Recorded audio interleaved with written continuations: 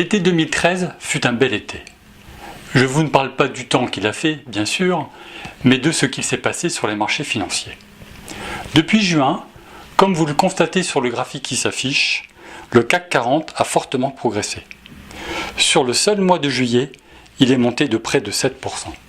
Quant à l'indice global des actions dans le monde, le MSCI World, sa progression a été de plus de 2% depuis juin. Les marchés d'actions ont en effet été portés par la publication 1. de bons, voire de très bons résultats semestriels des sociétés, 2. d'indicateurs économiques meilleurs que prévu. Mais quid de demain? Allons-nous connaître l'été indien ou les premiers frimas de l'automne? Car la rentrée s'annonce chargée. 4 grands dossiers vont occuper les esprits des investisseurs. Premièrement, la crise syrienne. Le risque géopolitique est difficile à mesurer. Comme le montre ce graphique ironique, les liens d'amitié ou les haines entre pays sont difficilement interprétables. Par contre, d'un point de vue économique, si la Syrie est un petit acteur sur le marché du pétrole, le risque d'embrasement régional est réel. Dans ce cas, le prix du pétrole grimperait en flèche et remettrait en question, si la hausse était durable, le début de reprise de la croissance mondiale et pénaliserait plus particulièrement les pays émergents. À ce propos, la situation des pays émergents constitue le deuxième dossier de la rentrée. La croissance ne revient toujours pas et ces pays connaissent de très fortes sorties de capitaux, ce qui complique la mise en place de réformes structurelles indispensables dans ces pays. Troisièmement, le comportement de la Banque centrale américaine, la Fed. La remise en question de sa politique monétaire ultra généreuse en mai dernier avait déjà provoqué la consolidation des bourses mondiales, comme nous l'avions évoqué lors de notre précédente vidéo, et comme vous le constatez sur le graphique qui s'affiche ci-après. Le débat aujourd'hui est de savoir quand la Fed ralentira ses interventions. Dès septembre? En octobre? En décembre? La question reste ouverte. Enfin, quatrième dossier chaud de la rentrée, l'Europe.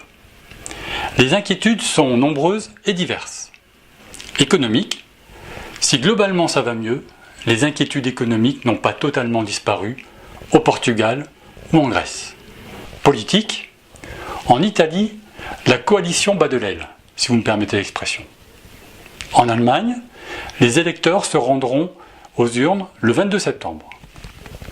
L'issue la plus probable, la réélection de Mme Merkel, ne remettrait pas en cause le pragmatisme de la politique européenne de ce pays, mais le discours pourrait se durcir. Juridique. La Cour constitutionnelle doit rendre son verdict sur le mécanisme des OMT, l'arme de dissuasion de la BCE. L'avis prendra sûrement la forme d'un oui mais on ne peut pas exclure sa décision de renvoyer la question devant la Cour européenne de justice. Pour conclure, nous vous avons présenté un résumé des différents obstacles que les marchés d'actions devront franchir afin de poursuivre leur hausse. Certes, l'exercice d'obstacles est difficile, les cavaliers vous le diront, mais nous parions sur leur réussite.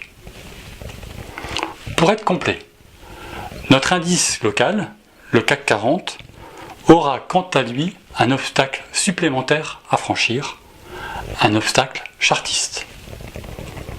Comme vous le constatez sur le graphique qui s'affiche, présentant l'évolution du CAC 40 depuis 10 ans, l'indice a régulièrement buté depuis près de 4 ans sur le niveau de 4150 points. C'est ce qu'on appelle en analyse technique une résistance. La dernière grande résistance, celle de 3600 points, que vous voyez en pointillé, a été définitivement franchie en décembre. Parions que celle des 4150 points le sera rapidement. Je vous remercie de votre attention et vous dis à très bientôt.